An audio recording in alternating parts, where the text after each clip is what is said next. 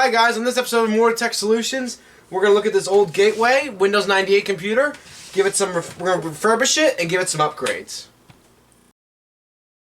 Alright, so we're back here at ImmortaTech Solutions. Mike, can you just explain to us and to the viewers exactly what you're doing with all this? Sure. So, typically these old computers come with a lot of, they call them ribbon cables or IDE cables. Integrated Device Electronics, I think is what that's. It's an acronym. Doesn't matter. Right. These are all disgusting, so I have these here to clean them. But typically it would be a hard drive like this, 3.5-inch hard drive, IDE connection with the big pin array here and all the pins, and then a Molex power. Oh, the Molex, okay. So, since these are hard to come by and they physically don't make these anymore, and I have an abundant amount of faster SATA laptop drives, I'm thinking about, and I don't know if it'll work with this computer or not. Sometimes you just gotta test and verify, but usually with a lot of Windows 98 computers, you can adapt them to SATA using adapters such as this. Okay.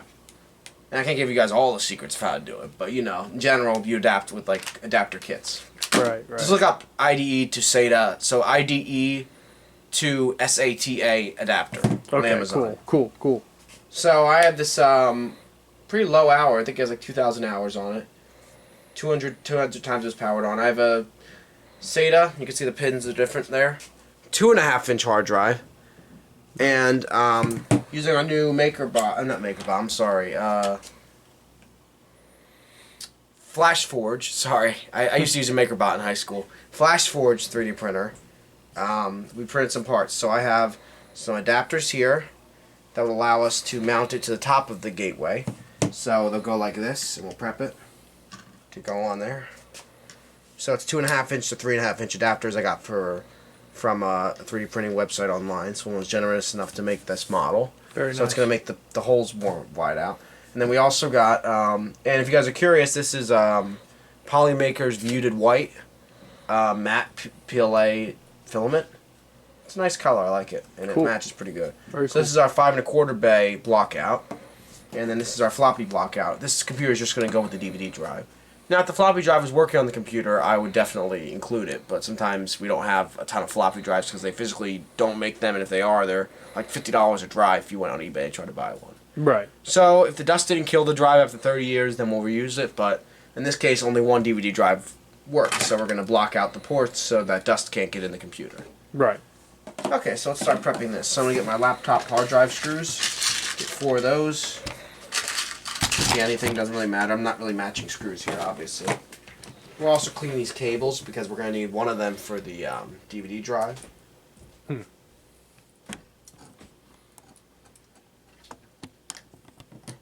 So, yep. Just going to screw that in. And with plastic, you don't want to over tighten, obviously. Right. You just want to use your hand strength. Just screwing it in. And this, whoever designed this actually made a beveled insert for the screws to lay flat. In my case, it's going in a desktop, so I have a lot of space, so I really don't care if the screws match or if they're laying in there nicely, but it's a nice touch, definitely. Right.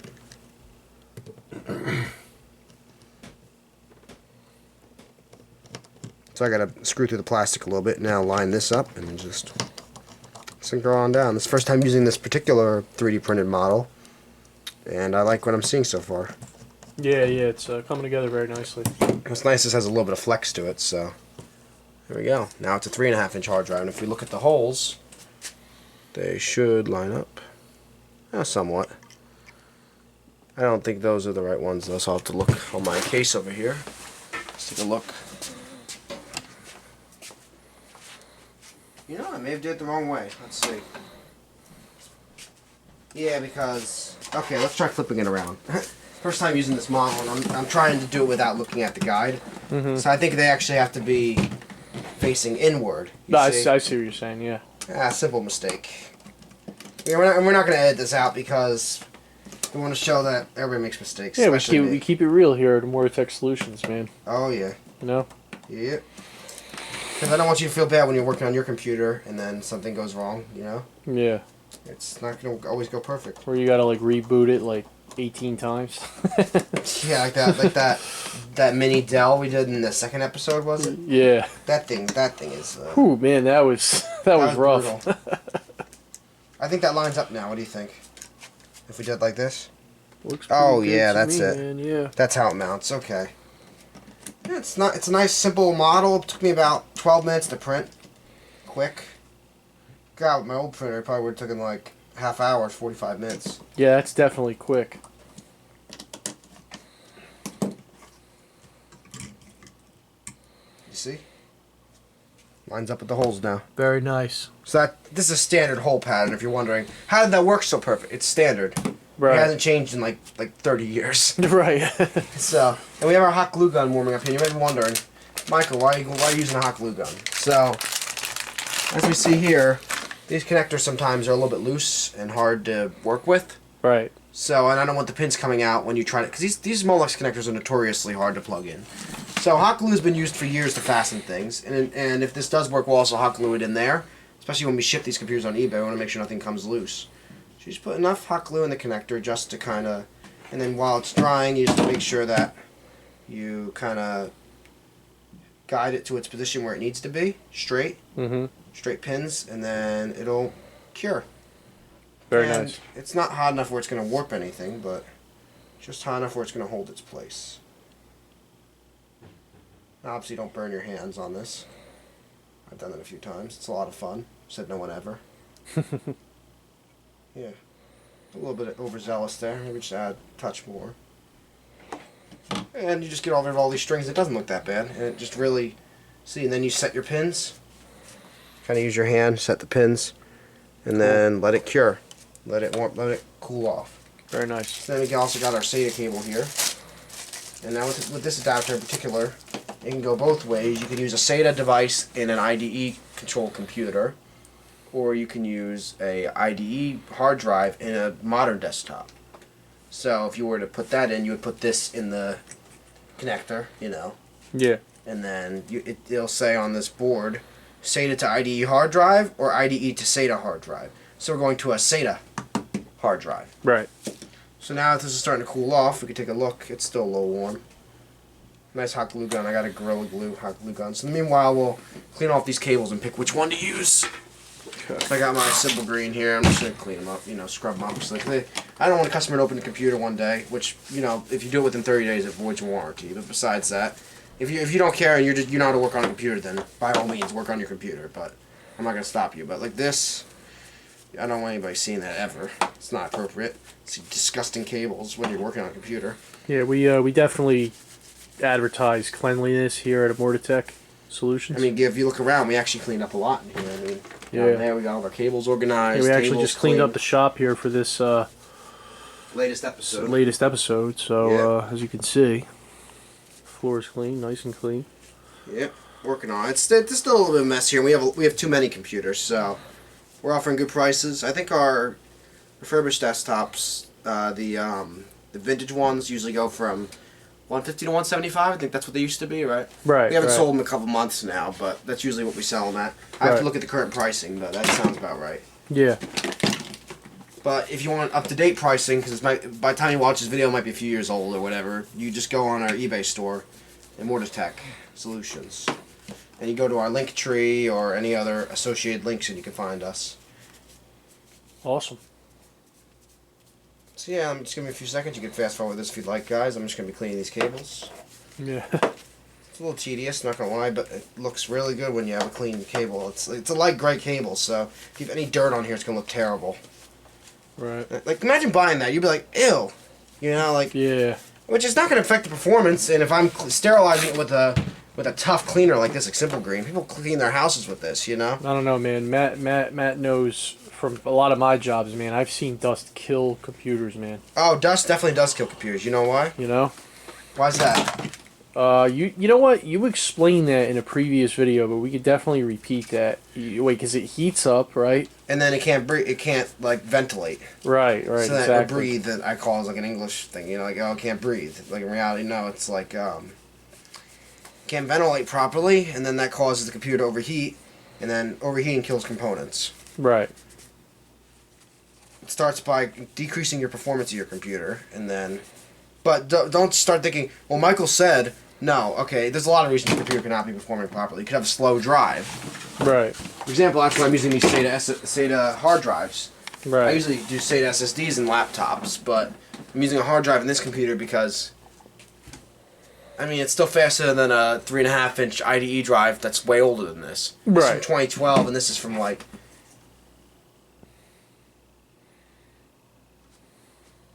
Insert music there. No, doesn't even have a year on it. Wow. 06377. Maybe 2006? Hmm. Because that's a date code. I don't really know what that means. I don't speak Seagate, guys. Sorry. Right. Alright, we'll be back in a second where we're installing this. Alright, so we're back. I'm going to install some of these bay covers. So we just got to gently put them in here. Line up the screw holes. Not all of them line up perfect, but your experience may vary between cases. And some PC screws. Just get a couple random ones here. And look how it's not a big color match. I mean, every beige computer is slightly different, but overall it's not a big color match, and I think it definitely fills out the front nicely. No, that's not a bad color match at all, man. Especially for a 3D printer. I mean, like...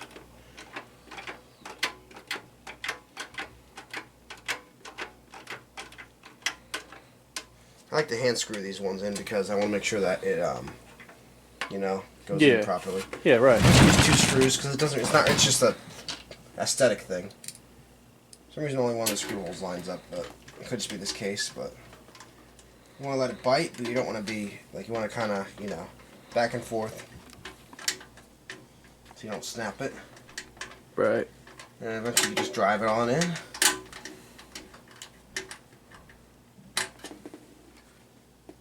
And there we go. Very nice. That looks pretty snazzy. And it actually got the texture from the build plate. Well, this side actually didn't. So here's our floppy bay cover.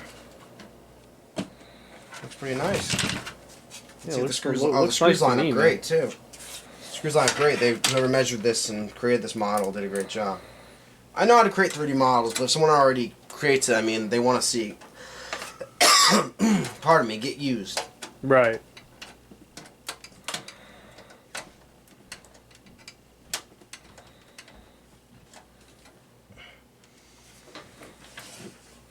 It's looking pretty good. In the future, I may print both of these face down, or just so they match, you know? Yeah. I like the textured pattern, though, but it should look like more flat like this, so... Learning with that new printer, so... But most people aren't as particular as me, I'll be honest. Hmm. So, let's see. Round 2. Yeah, even the professionals got screws.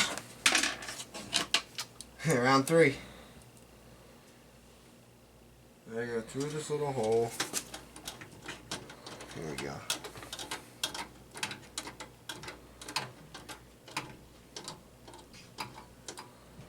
Alright, and now those are nice and...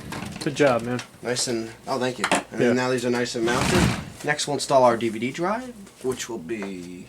Where did I put that thing?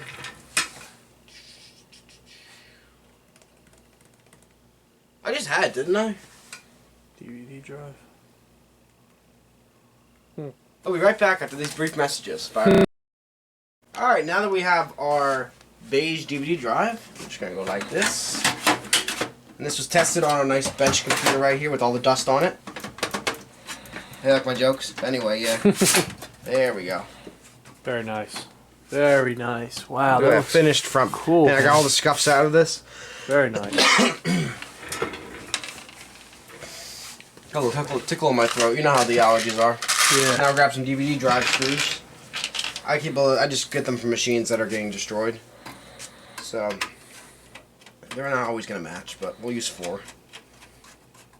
And I'm gonna try to line it up with the other front things here, because you get a little bit of wiggle room, especially with the back screws. So.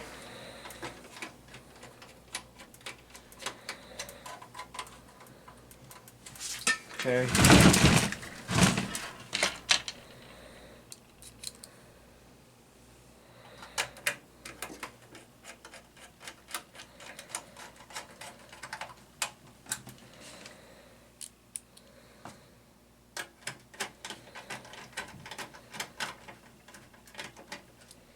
So you see how it's not going in? So we're going to give ourselves a little bit of slack here.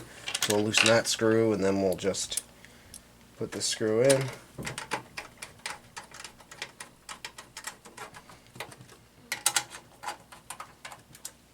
Alright, there's your finished product. With the front anyway. Next we're going to power to this, so let's see what's going on here. So we have some adapters. Alright, so we have these adapters here. It looks like we have the 2 Molex drives. So, and then we have a floppy and a regular Molex. So we only need one of these, so this is overkill. So we'll keep that as a spare part. And you see how these connectors are a little more firm? But they don't wiggle as much, so that's why I like it. And even then, sometimes I'll still glue these just to give it a little more rigidity, like we did earlier here. Right. And now, as you can see, those pins don't move at all. Oh, right, when you were hot gluing that, yeah. Yep.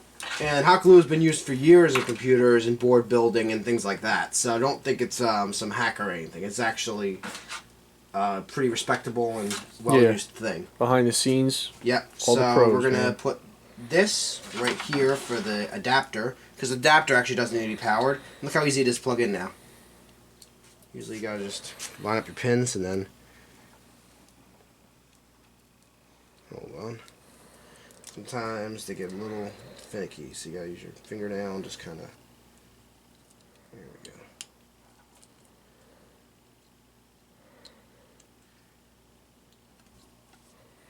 Pardon me. Just gotta fix that. And that's why they don't use these connectors anymore. Right. Terrible.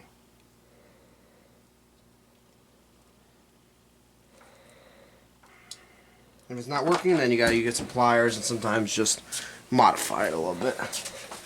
Gently persuade it. So just get a little needle nose in there. Just fix the head of it, because these connections are always very. You gotta be able to think outside the box if you're gonna work on these types of things. Let's try again.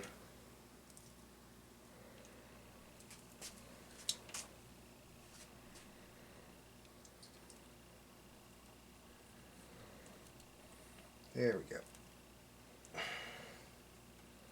Nope, still not. Well, that's a defective connector, just bent.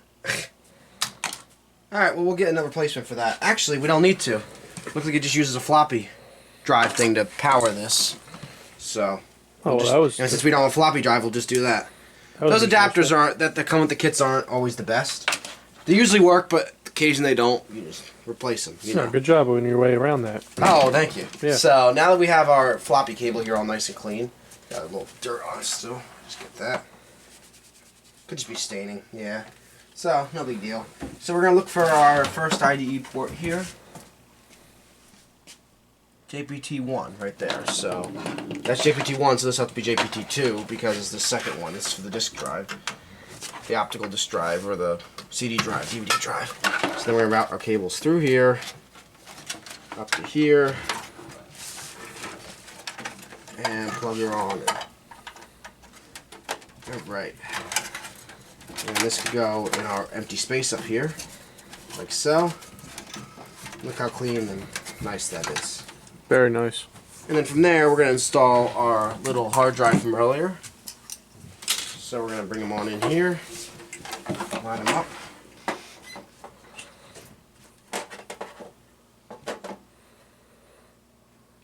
It's looking pretty good. And now you want to make sure you hand screw this so you don't break anything. And with the and maybe you'd want to put the DVD drive in first if you're not used to doing this. Obviously, I'm pretty used to this, so that screw might actually not work. Huh. Okay, so that's a little too thin. Do you have any other bigger PC screws? I have to look at my screw drawer and see if anything else works.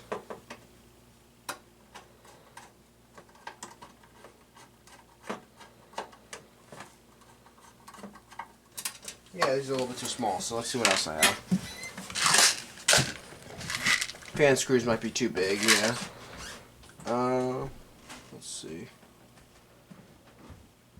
We also have random screws here, so we'll check that.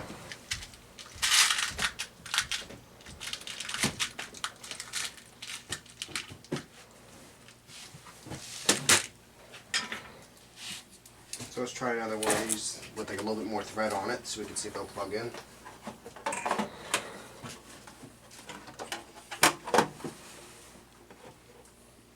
Here you do, line up one hole and then from there everything should work out.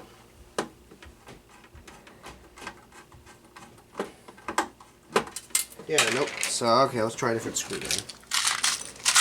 Sometimes it takes some trial and error, guys, you know. Nothing's perfect. That's what makes our channel so real here. Yeah, that's good. It's definitely what we're going for. You know, I'm just going to actually just take this out and then eyeball it myself. I thought it would just use regular PC screws, but I guess not.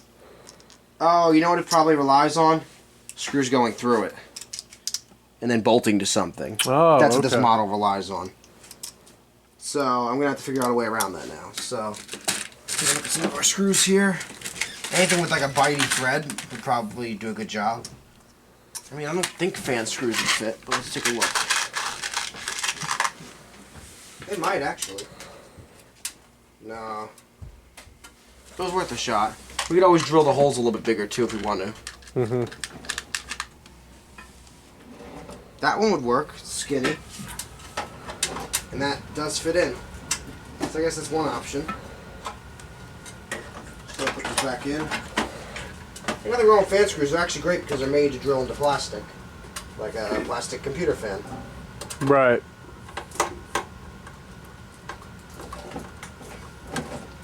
Well, that's one. So I guess we know that the future skinny fan screws works great for this. We only need two in reality, but I'm going to want to use four just to... In the future, I'll have to look into a different model for this, but since we already printed this, and sometimes it's what they call prototyping, where you're trying to figure out, okay, what's going to work for my needs. Right.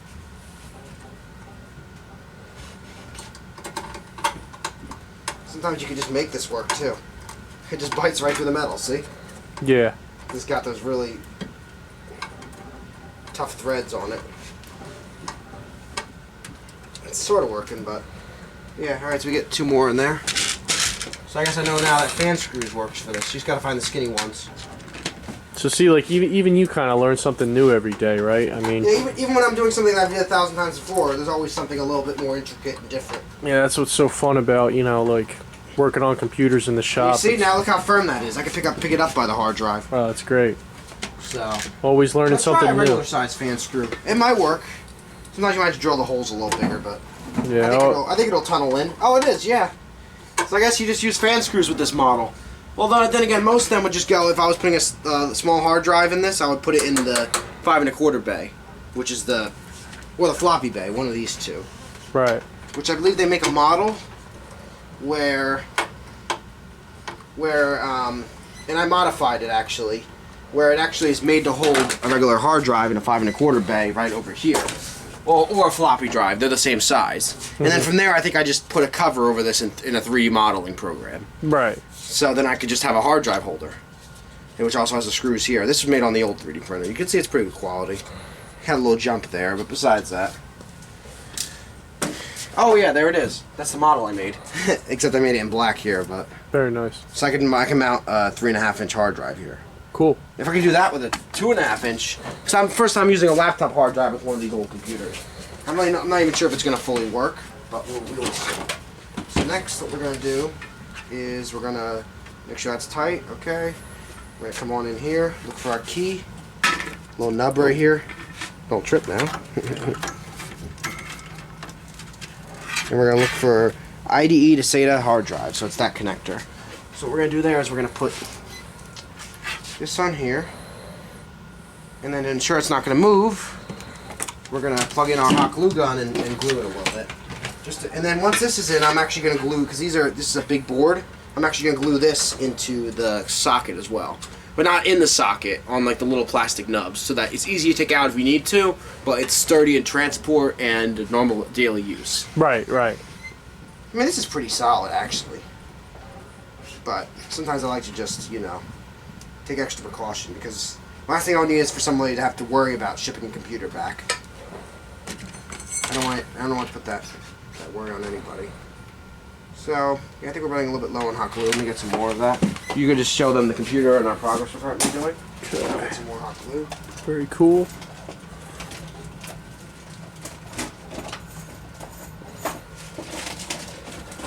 There's the hot glue gun. There they are. New stick. I'm actually using the Gorilla Glue hot glue. I'm not sure if it's better or not, but it seems like it's good. Gotta wait for the end to heat up on it a little bit. Alright, so while that's there, I'm gonna put this away. Make sure you keep a clean shop, obviously. This is garbage, so. Alright. There's stuff we don't need.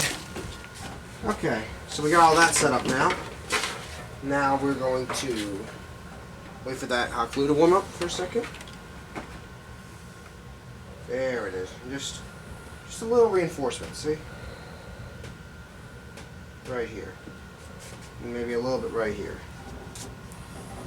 And then you clean up your mess with the little strings. And then you're all good to go. See? Just give it a little bit of reinforcement. Cool. And then from there we'll plug it into the header here. And I'm pretty sure it's going to work, so I'm going to glue it in, but if not, I can demonstrate how easy it is to remove. I'm actually going to remove this first, just so it's out of my way. So nope, now I got to flip it around.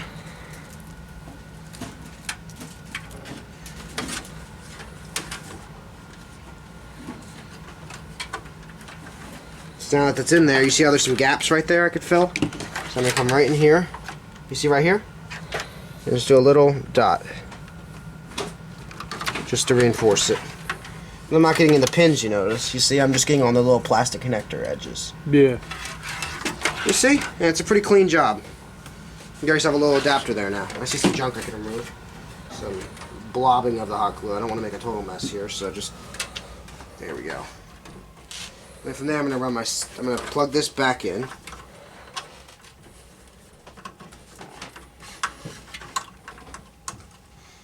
Gotta feel for it sometimes. There we go. Alright, so now we have all of our... You see how this is already getting more solid? So you see this thing likes to wiggle a little bit because it's a small connector. Yeah. Give it some hot glue, and once that cures, it'll make it nice and solid. Very nice. Next we'll run... God, the string's all over me. Next we'll run our SATA up here. It's a SATA data cable. And then we might flip it around a little bit just because of the way this is oriented. And now we have a little bit of a gap, so it's fine.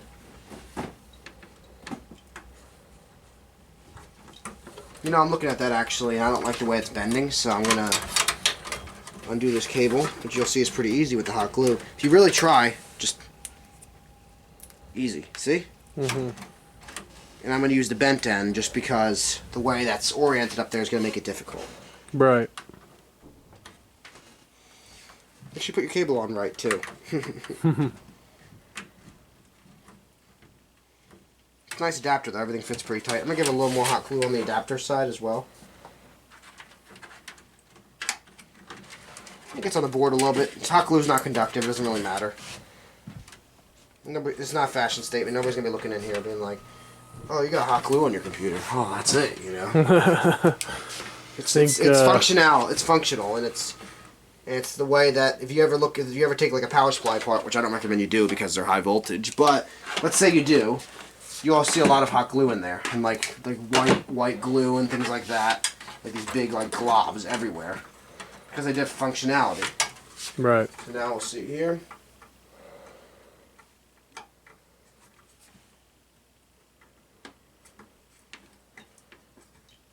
You see now it's nice and clicked in. So now that's there.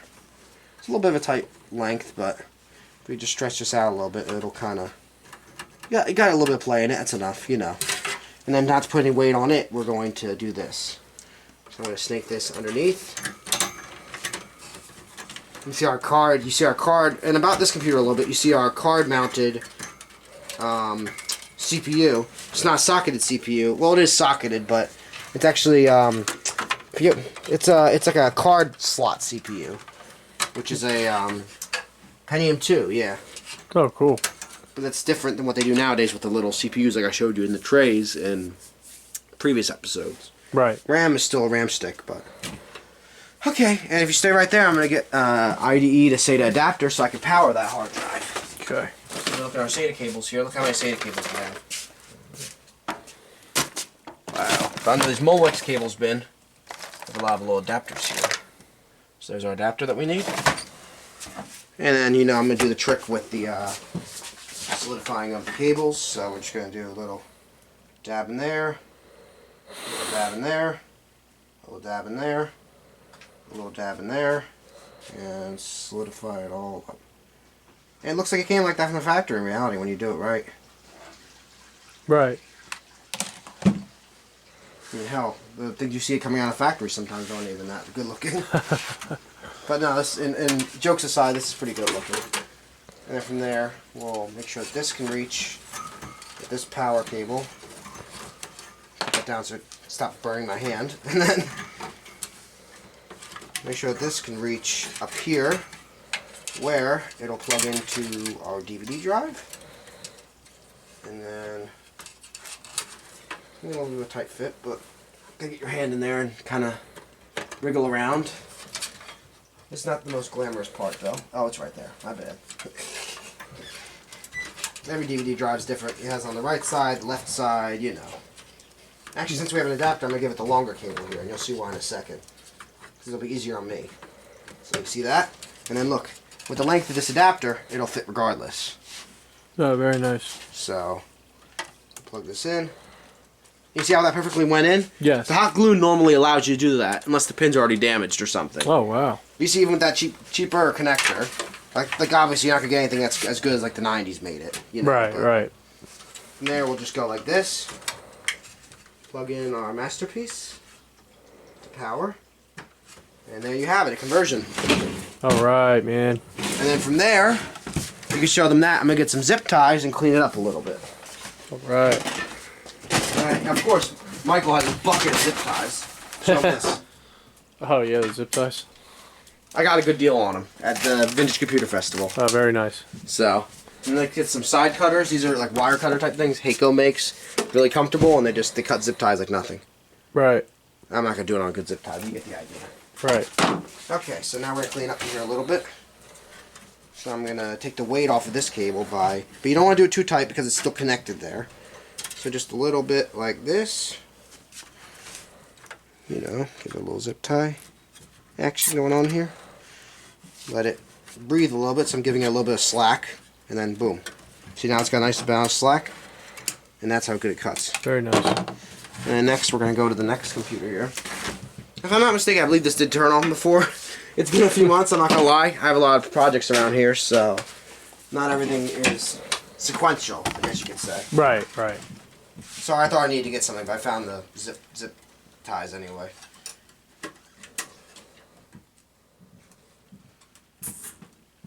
Okay. I don't think we need to do too much more. It looks pretty good. Look at that. That's an ImmortaTech computer right there. Very nice. So let's install Windows 98 on this. Alrighty. And then we do have our cover that's been laying down here for a few months. I don't know if you've seen it in previous videos or not. It's kind of dirty. So we got to clean that. We'll clean that in this video. Put it here for now.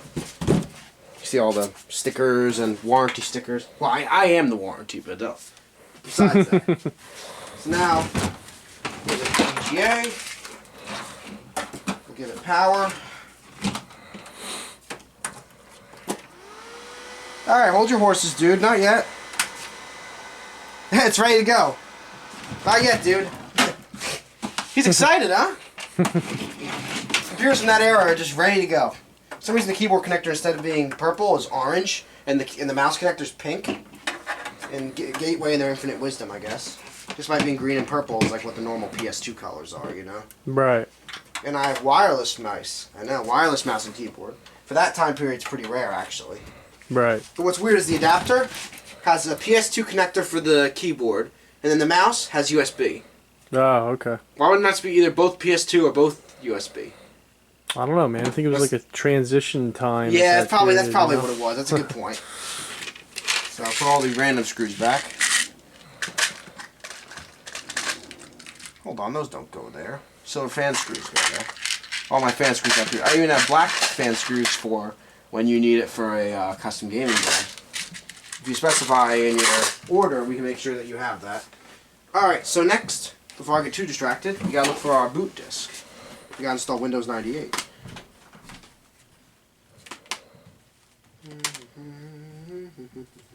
Windows 98 second edition, the more stable edition to the first. Man, it's been a while since I've seen a boot disc, I'll tell you that. Yeah? Talk about vintage. Oh yeah. Let's do this. Man, that baby's loud, man. The fan's a little bit loud, but it's no big deal. Nothing wrong with that. It's pretty normal, actually. CMOS setting's wrong, obviously, because I believe I gave it a new CMOS battery. Yep. So we'll set that up right now. I was just checking. I gave it a new Panasonic. That's how I know I was me. And it's shiny, not all corroded. So press F1. Oh, great. So my keyboard still works despite being off for a while. So it's obviously not 1996 anymore. It is the 3rd of June, 2025. So 06, 03. Welcome to the future, buddy. And this has a 350 megahertz Pentium 2 with 256 megs of RAM. I know, really, really high specs here, huh? And this is in military time, of course, so it would be 9 o'clock at night, so 9 plus 12, 21. And then what is 29, no, 21, 27. So you learn a lot with computers that you wouldn't think you would know. So then the first boot device is going to be the CD-ROM, obviously. I was checking other things here. Oh, and it recognizes our hard drive. ST, which is Seagate technology. And it's a 1 terabyte, so 1000. So it does recognize our drive. That's what's great about these transition computers from the 90s to 2000s. You don't have to use like an old hard drive, and even certain ones of them require that you put the cylinders, the heads, and the sectors, basically describing the aspects of the drive. Right. So yeah, the fan's a little bit loud, but it's got to cool the processor and the rest of the computer. And plus, when you have like, you know, I'm trying to see if I can block the noise. And you have this on. If I can get it on, God. Quieter. Right. And plus, why would you want a 90s computer that's quiet?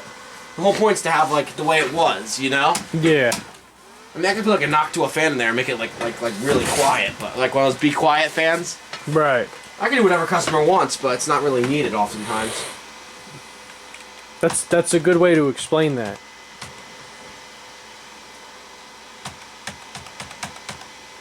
I'm trying to get into the boot menu here. Every computer's different. Okay, here we go.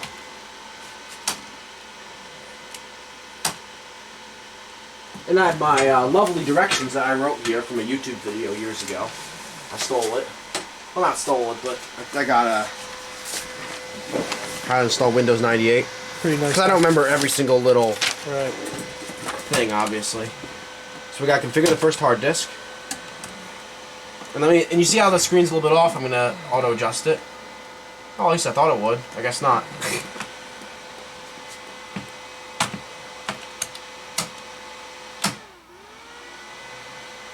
The only thing really wrong with this computer is it's got a little crack right there. Got hit.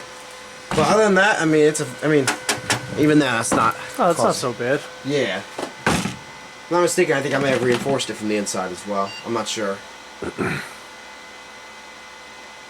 Here's your BIOS information. Boot from the CD-ROM again. We're going to install the hard drive. And while it's installing, we'll get this thing prepped, obviously. I'll keep the serial number sticker on there if it doesn't get messed up in the cleaning. Like this quality sticker, I'll take off and like maybe get some of the bends out of it. You see it's got like a big ding right here. Yeah. What was my computer saying? The computers are talking to me. Alright, so while this is booting, we'll just take a quick break and we'll be back, right? Yep, sounds good. Alright.